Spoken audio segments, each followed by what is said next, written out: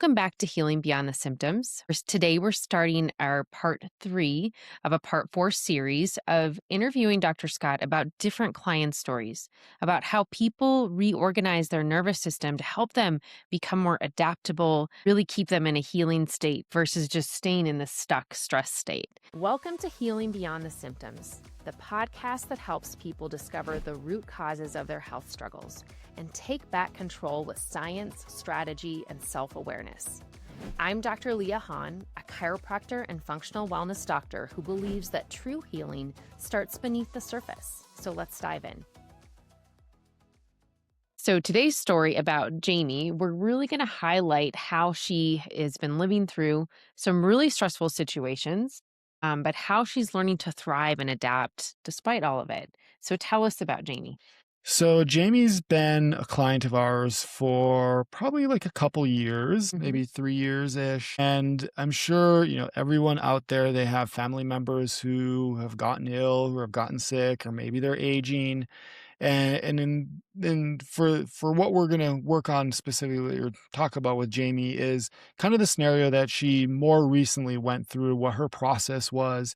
And what happened was it was her husband's mom, and they lived out of state, and there was constantly this travel back and forth, trying to take care of her, trying to organize things, trying to organize, living situations. And then it finally kind of got to the point where it was just too difficult to manage things out of state. So then they moved her in state, and then they moved her down to kind of, a little further away, so still like an hour away from where they lived, and kind of the stress that went on with that. And then as things progressed, then they moved her closer. In Jamie's case, with all the stress that she went through, what first thing that always kept showing up is she always had this like upper right back pain, and it always came after they went and visited her mother-in-law, or maybe her mother-in-law was around for a while. And really what that came down to was there was two factors that were going on. There was fear and there was anger, because there was anger of how she was being treated by the other family members, or how there was,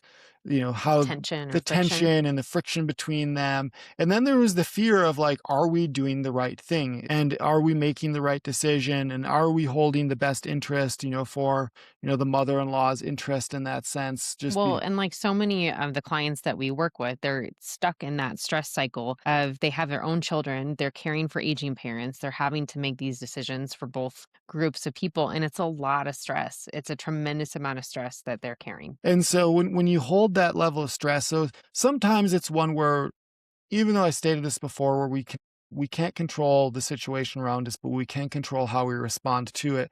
That is where the network can really make a big difference for individuals, because network helps us from the nervous system perspective. Typically, or I should say, it'll help us get us out of that fight or flight response. So rather than making decisions based out of fear, we're making them typically more from a growth perspective. What ultimately serves us for our greatest purpose, our greatest good, what we're trying to accomplish, what we're trying to have happen, versus the fear of all the 10,000s what ifs. Like, what about this? What about this? What about this? And it helps us let go of that fear and make the right decision for what we're trying to accomplish. So, for some people it might be their job, some people might be their kids, some people it might be, aging parents. And in this case it was. So it's one where inevitably we know what will happen. Unfortunately, people pass. That's just part of life's journey, is that process. So how do we move through that? And how do we help someone's body process and adapt as someone is starting to approach the end of life, and the stresses that go along with that, along with taking care of them, and then the stresses of like, what's next, and all the different family members that are involved. So she was carrying a lot of fear, you said, about the decisions that they were making, whether they were doing the right things, moving her mother-in-law toward close to her, as well as anger based on the other family members' reactions. So she was carrying all of that on a daily basis. And it was representing, when she came in, you could feel that tension in her upper back. You could feel that vibrational tone in her upper back, and just the twisting pattern that was creating. So when working with her, It was yes, we did frequently work on a very similar pattern, but that's because her life stress trauma, which was present. So it was important for her to be able to kind of still have access to that kind of that tone, that tension, that emotion, so she could still feel and be aware and keep herself safe. Because I kind of related to walking down a dark alley. And if you know that the dark alley is, our gut might be screaming at us like, do not walk down that dark alley, but our brain's like, oh well, there's nothing to fear. I don't need it, and our intuition is really what we need to trust. So it's not that we're trying to shut off someone's intuition. We're really trying to help them gain better access to that to make the more appropriate decisions. So in this case, it's rather than saying, hey, let me like not walk down this dark alley, which might be like, hey, let me like walk into this room with these family members who are maybe arguing or complaining or fighting. Let me take a different path, or how can I find a different way to resolve this? And keeping a nervous system in an adaptable state will help them recognize options that they didn't even see maybe in the first place. So maybe it's like they're contemplating option A and B, but really option C is something they never thought of, but because they're living things in a fearful place, or they're living things, or they're looking at the experience through a certain lens, if they can get out of that process, then they can start to see that there's other options available to them. So when you started working with Jamie then on this, like during this time period, what kind of patterning did you see and how did that change? So the main thing that I would say is we saw it's called like C5, and another like, so there's a C5 component. So when you would be analyzing her spine and looking at the tension patterns, you were consistently seeing this kind of lower cervical tension pattern in her So body. specifically to her, what you'll see is you'll see a short leg. In this individual's case, it was a left short leg. Mhm, And one of the things that we will have them do, you can have them turn their head to the left or right, and you'll see that leg kind of piston long or mhm, piston short or even. What we're looking for as a positive like indicator for us is that if that leg evens with them turning the head, and depending on the speed that it evens, then that will indicate to us that it's in the lower cervical area. And in her case, that was one of the indicators that helped us become aware of that it was C5. Now you can feel that frequency and tone in that area. So that's more of just like, you can utilize that as a confirmation. And so that was one of the ways that we were able to kind of look at that. And not only that, but if someone has pain in an area, you can look to see like, what is causing this distortion? Because if, in her case, it was more specific, but in some cases, what you might see with individuals is maybe there's something going on, within their life of who they are. We talked about the phase 3 from the previous episodes, but if that pelvis distorts, if the body's trying to compensate and trying to right itself, if the mhm. hip is twisting one way, you'll see the shoulder calmly, like opposite twist into the other direction as a compensation pattern. So that is one of the ways that we're able to analyze the system and really be able to figure out to see, is it truly lower cervical, or is it pelvis, or are they both involved? Mhm. And that through the analysis system, we can figure that out.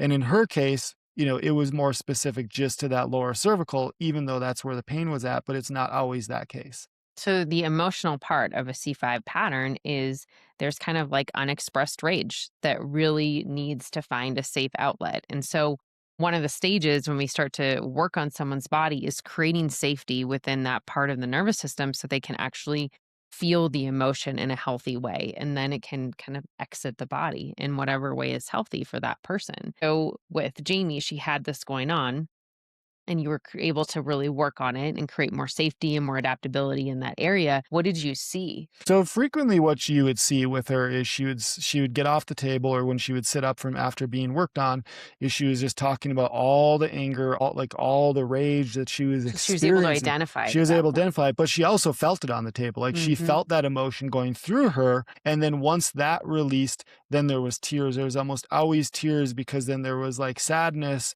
And because that's where the fear started to kind of express of like, what if, and it's, the worry of, what's going to happen to her mother-in-law.